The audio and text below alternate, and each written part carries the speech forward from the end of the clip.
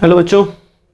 तो आज आप लोगों की क्लास बच्चों मोशन इन प्लेन में क्लास 3 है बच्चों, जिसमें हम पढ़ेंगे इक्वलिटी ऑफ वेक्टर के बारे में। बच्चों इससे पहले जो आपकी क्लास हुई है डायरेक्शन ऑफ वेक्टर हुई है, और उससे जो पहले क्लास थी बच्चों वो वेक्टर की क्लास हुई, प्रॉपर्टी जो वेक्टर थी, और उससे पहले क्लास जो है बच्चों वो था इंट्रोडक्शन ऑफ वेक्टर्स, यानी वेक्टर के बारे में आपको बताया गया था बच्चों। तो इससे पहले जो क्लास हम पढ़े थे उसमें क्या देखें, डायरेक्शन ऑफ वेक्टर, और वेक्टर के डायरेक्शन कैसे डिफाइन करते हैं बच्चों, एंगल के द्वारा। क्योंकि वेक्टर को कैसे रिप्रेजेंट करते हैं, ग्राफिकली एरो से रिप्रेजेंट किया था बच्चों। और एक एरो में क्या होता है, टेल, हेड, लेंथ और क्या होता है, एंगल होता है। टेल और हेड का यूज करके क्या बताते हैं बच्चों, नेम बताते हैं। लेंथ ऑफ एरो क्या बताएगा, मैग्नीट्यूड ऑफ वेक्टर बताएगा बच्चों। और एंगल क्या बताएगा, डायरेक्शन को बताएगा। तो आज बच्चों हम पढ़ेंगे इक्वलिटी ऑफ वेक्टर्स के बारे में बच्चों पढ़ेंगे कि वेक्टर इक्वल कैसे होगा। इक्वलिटी की अगर बात करें तो कितने वेक्टर की बात होगी बच्चों, दो वेक्टर की बात होगी। तो हम कह सकते हैं कि two vectors are said to be equal vectors if their magnitude and direction is same. तो चलिए बच्चों हम लिखते हैं, यहां ध्यान दीजिए। Two vectors are said to be equal vectors if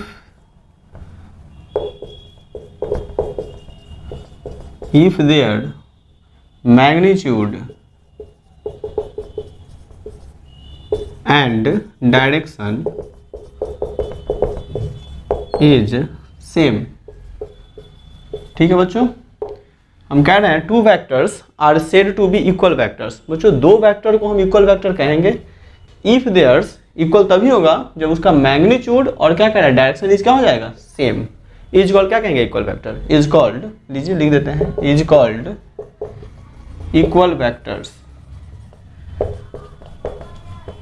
ठीक है बच्चों, तो वेक्टर को कैसे रिप्रेजेंट करते हैं ग्राफिकली, आपको पता है बच्चों, एरो से। तो दो वेक्टर की जिक्र कर रहा है वो, हम यहाँ पे दो वेक्टर ले लेते हैं। यहाँ ध्यान दीजिए, एक है ये, इसका नाम है ए वेक्टर बच्चों, और एक यहाँ पे है ये बी वेक्टर है।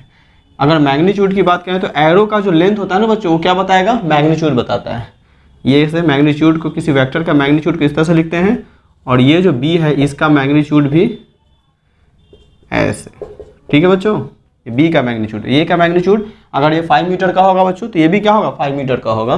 क्योंकि वो क्या कह रहा है, वो कह रहा है कि दो वेक्टर इक्वल वेक्टर तभी हो सकते हैं जब उसका डायरेक्शन और मैग्नीट्यूड क्या होना चाहिए, सेम होना चाहिए। तो हम यहाँ कह सकते हैं हियर इफ ए वेक्टर क्या हो जाएगा बताइए, ए वेक्टर पैरेलल क्या हो जाएगा, बी वेक्टर। ऑल्सो इफ, ये भी कह सकते हैं कि magnitude of A vector equal to क्या हो जाएगा, magnitude of B vector. Then A vector क्या कहेंगे बच्चों, ए वेक्टर इक्वल टू क्या हो जाएगा, बी वेक्टर। अब यहाँ ध्यान दीजिए बच्चों, हम जो कह रहे हैं कि two vectors are said to be equal vectors, दो वेक्टर को इक्वल वेक्टर कहेंगे, लेकिन कंडीशन उसके लिए क्या है बच्चों, कि उसका मैग्नीट्यूड और डायरेक्शन क्या होना चाहिए, सेम होना चाहिए। तो यहाँ पे देखिए ए वेक्टर है, हम वेक्टर को कैसे ग्राफिकली रिप्रेजेंट करते हैं, एरो से। आपको पता है एरो में हेड, टेल, लेंथ और क्या होता है, एंगल होता है। एंगल से ही तो बात किया था डायरेक्शन ऑफ वेक्टर के बारे में बच्चों। तो इक्वलिटी ऑफ वेक्टर में दो वेक्टर है, एक वेक्टर का नाम है ए, दूसरे वेक्टर का नाम है बी। ये देखिए ये भी इसी डायरेक्शन में है और ये भी इसी डायरेक्शन में, यानी ए भी इसी डायरेक्शन में जा रहा है और बी भी उसी डायरेक्शन में जा रहा है जिस डायरेक्शन में ए जा रहा है, यानी दोनों का डायरेक्शन क्या है बच्चों, सेम है। और आपको पता है कि एरो की जो लेंथ होती है बच्चों वो क्या बताता है, मैग्नीट्यूड बताता है। तो ये देखिए एरो की जो लेंथ है ये क्या बता रहा है, मैग्नीट्यूड ऑफ ए वेक्टर। इसको क्या पढ़ते हैं, मैग्नीट्यूड ऑफ ए वेक्टर। और ये बी की जो एरो की जो लेंथ है इसको क्या पढ़ेंगे, मैग्नीट्यूड ऑफ बी वेक्टर कहेंगे बच्चों। और यहाँ पर ए, हम कह सकते हैं कि ए और बी एक दूसरे क्या है, पैरेलल भी है। ए और बी एक दूसरे क्या है, पैरेलल भी है। तो ए वेक्टर पैरेलल क्या लिखा हुआ है, बी वेक्टर। आप याद रखिए कि इक्वल वेक्टर्स में हमेशा जो दोनों वेक्टर होते हैं वो एक दूसरे क्या होते हैं, पैरेलल होते हैं, एक दूसरे क्या होते हैं, पैरेलल भी होते हैं। और हम यहाँ पे कहेंगे कि मैग्नीट्यूड की अगर बात करेगा, अगर ये 5 मीटर्स का ये एरो है तो ये भी क्या होना चाहिए, 5 मीटर्स होना चाहिए। कंडीशन है कि मैग्नीट्यूड की अगर बात करो तो कह रहा है ना कि मैग्नीट्यूड और डायरेक्शन क्या होना चाहिए, इक्वल होना चाहिए। क्या होना चाहिए, इक्वल होना चाहिए बच्चों। तो अगर ये 5 मीटर का होगा तो ये भी क्या हो जाएगा, 5 मीटर का हो जाएगा। तो हम ये भी कहेंगे कि magnitude of A vector equal to क्या हो जाएगा, मैग्नीट्यूड ऑफ बी वेक्टर। और तब हम कह सकते हैं बच्चों कि ए वेक्टर बराबर क्या होगा, बी वेक्टर होगा।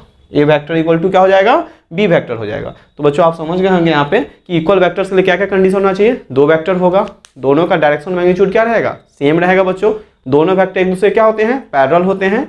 और वेक्टर ए का जो मैग्नीट्यूड होगा वेक्टर बी के क्या होना चाहिए, इक्वल। तीन कंडीशन यहाँ पे, ये दोनों एक दूसरे के पैरेलल भी हैं, ये वेक्टर का मैग्नीट्यूड क्या होना चाहिए, इक्वल होना चाहिए, और तभी हम कहेंगे कि ए वेक्टर बराबर क्या हो जाएगा, बी वेक्टर, यानी ये दोनों वेक्टर एक दूसरे क्या है, इक्वल है। ठीक है बच्चों, चलिए अब यहाँ एक चीज और हम बच्चों देखते हैं, यहाँ आप ध्यान दीजिए, एक कंडीशन और हो सकता है कि दो वेक्टर को इक्वल वेक्टर तभी कहेंगे कि जब वो क्या करेगा बच्चों, बताइए, सेम फिजिकल क्वांटिटी को क्या करेगा, रिप्रेजेंट करेगा। टू वेक्टर्स हम ये कह सकते हैं बच्चों, यहाँ पे ध्यान दीजिएगा, ये इंपॉर्टेंट बात है आपके लिए, two vectors can be equal vectors only if they represent, only if they represent क्या कहेंगे, सेम फिजिकल क्वांटिटी। ठीक है बच्चों, only if they represent क्या कहेंगे, सेम फिजिकल क्वांटिटी, 10 क्या कहेंगे, two displacement may be equal vectors but a displacement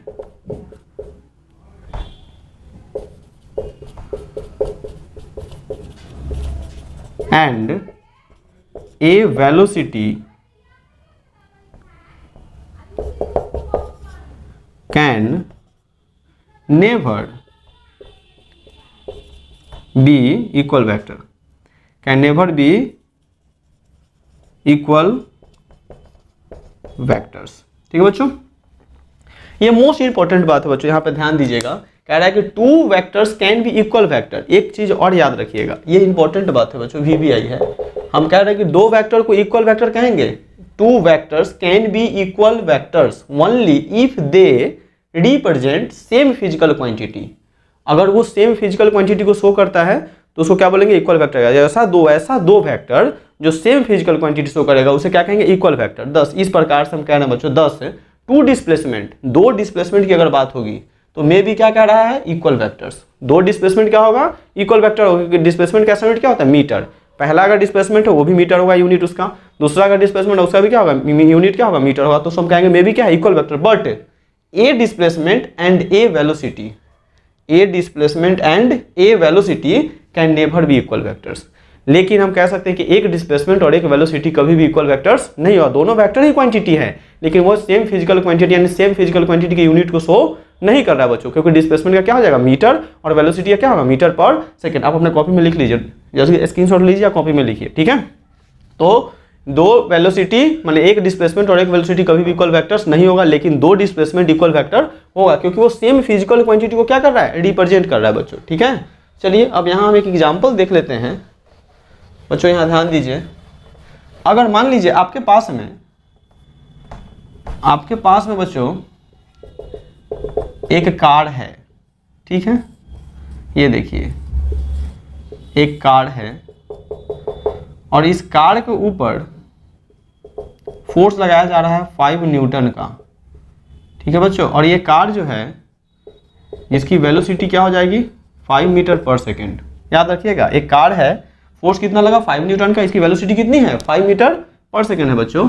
तो अगर आपसे ये पूछ दिया जाए कि क्या ये फोर्स जो है क्या ये वेलोसिटी के इक्वल होगा, या इसका मैग्नीट्यूड जो है क्या वेलोसिटी के मैग्नीट्यूड के इक्वल होगा, बताइए बच्चों। अभी हम बताए हैं कि दो वेक्टर को इक्वल वेक्टर तभी कहेंगे जब वो सेम फिजिकल क्वांटिटी को शो करेगा बच्चों। तो यहाँ पे क्या है, एक फोर्स है, दूसरा क्या है, वेलोसिटी है। बताए थे कि दो डिस्प्लेसमेंट इक्वल वेक्टर होगा, दो वेलोसिटी इक्वल वेक्टर होगा, लेकिन एक डिस्प्लेसमेंट और एक वेलोसिटी कभी भी इक्वल वेक्टर नहीं होगा। तो एक फोर्स है, दूसरा कौन है, एक क्या है, वेलोसिटी है, कभी इक्वल वेक्टर नहीं होगा, क्योंकि यहाँ पे न्यूटन है और यहाँ क्या है, मीटर पर सेकेंड है बच्चों। तो ये इक्वल वेक्टर नहीं होगा, ये इक्वल वेक्टर नहीं होगा, बिकॉज ये कंडीशन है कि इसका मैग्नीट्यूड भी इक्वल नहीं हो सकता है, ये मैग्नीट्यूड भी इक्वल नहीं होगा, क्योंकि कंडीशन क्या है,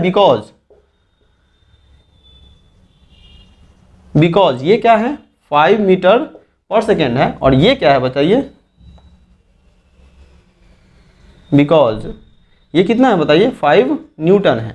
तो कंडीशन है कि इसका मैग्नीट्यूड कितना है, 5 मीटर पर सेकेंड, ये क्या है, 5 न्यूटन है। तो कभी भी ये इक्वल वेक्टर्स नहीं होगा। आप अपने कॉपी में नोट कर लीजिएगा कि दो वेक्टर इक्वल वेक्टर तभी होगा जब वो सेम फिजिकल क्वांटिटी को शो करेगा। दो डिस्प्लेसमेंट इक्वल होगा लेकिन एक डिस्प्लेसमेंट और एक वेलोसिटी, या फिर एक क्या कहेंगे फोर्स और एक वेलोसिटी कभी भी इक्वल वेक्टर्स नहीं होगा। दोनों वेक्टर है, क्योंकि ये क्या कर रहा है, फिजिकल क्वांटिटी सेम शो नहीं कर रहा है। इसका यूनिट है न्यूटन है, तो इसका यूनिट क्या है, मीटर पर सेकेंड है। यूनिट दोनों, अगर ये भी वेलोसिटी होता ये भी वेलोसिटी होता तो इक्वल वेक्टर हो जाता बच्चों। ठीक है, चलिए अपने कॉपी में लिखिए बच्चों। एक नोट है यहाँ पे, ध्यान दीजिएगा, इंपॉर्टेंट है कि वेक्टर्स की अगर बात करता है, लिख देते हैं, ये नोट पे आप ध्यान रखिएगा हमेशा, ये बहुत इंपॉर्टेंट है बच्चों आपके एग्जाम के लिए। और vector does not change, vector change नहीं होता है if it is displace keeping it's magnitude and direction is same. Also, if it is rotated by an angle, rotated by an क्या कहेंगे, angle 2n pi, where n is integer, where n is क्या कहेंगे, integer, the vectors remains क्या हो जाएगा, same. बच्चों ध्यान दीजिए, यहाँ पे एक नोट लिखा रखा है बच्चों, यहाँ पे ये इंपॉर्टेंट है, कह रहा है ए वेक्टर डज नॉट चेंज। याद रखिएगा हमेशा, वेक्टर कभी चेंज नहीं होता है।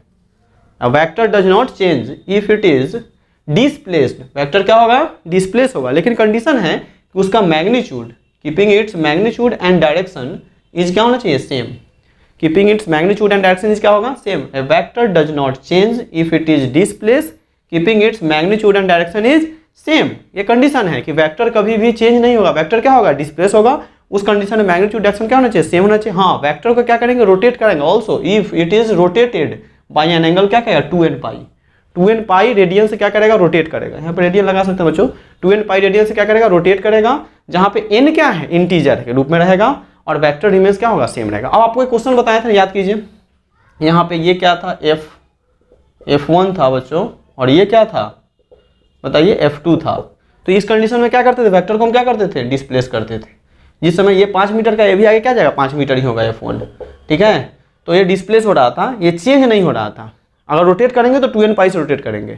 तो वेक्टर कभी भी, अगर दो वेक्टर की अगर बात कही जाएगी बच्चों इक्वल वेक्टर्स में, तो अगर वहाँ पे वेक्टर क्या होता है, चेंज नहीं होता, क्या होता है, डिस्प्लेस होता है उसी डायरेक्शन में जिस डायरेक्शन में वेक्टर जा रहा है। कंडीशन है कि उसका मैग्नीट्यूड और डायरेक्शन क्या होना चाहिए, सेम होना चाहिए। मैग्नीट्यूड और डायरेक्शन क्या होना चाहिए, सेम होना चाहिए। और अगर वेक्टर बच्चों रोटेट करेगा तो कितना से करेगा, 2n पाई से रोटेट करेगा, जहाँ पे n क्या हो जाएगा, इंटीजर हो जाएगा। और उस कंडीशन में बच्चों क्या कहेंगे कि वेक्टर रिमेंस क्या होगा, सेम हो जाएगा। तो आप ये नोट को जरूर लिखिएगा, अपने कॉपी में याद रखिएगा कि वेक्टर चेंज नहीं होगा, डिस्प्लेस होगा। एक कंडीशन और आएगा एक नोट आपके पास में, कि वेक्टर क्या होता है, कभी भी दो वेक्टर को कंपेयर नहीं किया जा सकता है, वेक्टर के डायरेक्शन को कंपेयर नहीं कर सकते। तो अगले टॉपिक में आएगा, ऑटोमेटिक आते जाएगा, आप अपने कॉपी में लिखते रहिएगा बच्चों, ठीक है। तो आज हम क्या पढ़े बच्चों, इक्वल वेक्टर के बारे में पढ़े। इक्वल वेक्टर किसे कहते हैं, दो वेक्टर्स यानी two vectors are said to be क्या कहेंगे, equal vector if they represent magnitude and direction is same. दो वेक्टर को इक्वल वेक्टर कहेंगे जब मैग्नीट्यूड डायरेक्शन क्या होगा, सेम होता है बच्चों। और ये भी कहेंगे ये दोनों वेक्टर एक दूसरे क्या होगा, पैरेलल होगा, और मैग्नीट्यूड भी क्या होगा उसका, मैग्नीट्यूड भी क्या होना चाहिए, इक्वल होना चाहिए। तो हम कहेंगे कि ए वेक्टर बराबर क्या होगा, बी वेक्टर हो जाएगा, ठीक है बच्चों। फिर मैंने बताया कि दो वेक्टर इक्वल वेक्टर तभी होगा जब वो सेम फिजिकल क्वांटिटी को क्या करेगा, बताइए, रिप्रेजेंट करेगा। जैसे दो डिस्प्लेसमेंट इक्वल वेक्टर होगा, लेकिन एक डिस्प्लेसमेंट बच्चों और एक वेलोसिटी इक्वल वेक्टर्स नहीं होगा, ठीक है बच्चों। फिर मैंने अभी एक नोट की बात की है, यहाँ पे आपको बता रहे हैं कि वेक्टर क्या चेंज नहीं होता है। अब vector does not change, vector क्या होता है, डिस्प्लेस होता है। कंडीशन है कि मैग्नीट्यूड डायरेक्शन क्या होना चाहिए, सेम होना चाहिए बच्चों। और अगर वेक्टर को हम क्या करेंगे, रोटेट कराएंगे तो 2n पाई से रोटेट करेगा, जहाँ पे n क्या है, इंटीजर है बच्चों, ठीक है। तो आज क्लास आपकी इक्वल वेक्टर्स को ही बच्चों अपने कॉपी में जो नोट कीजिएगा, अगले दिन क्वेश्चन आएगा बच्चों, जब इससे रिलेटेड क्वेश्चन आएगा ना, और बहुत सारा क्वेश्चन कॉन्सेप्चुअल क्वेश्चन होगा, क्योंकि अकेला मतलब सिंगल क्वेश्चन इसे कभी बनता नहीं है बच्चों।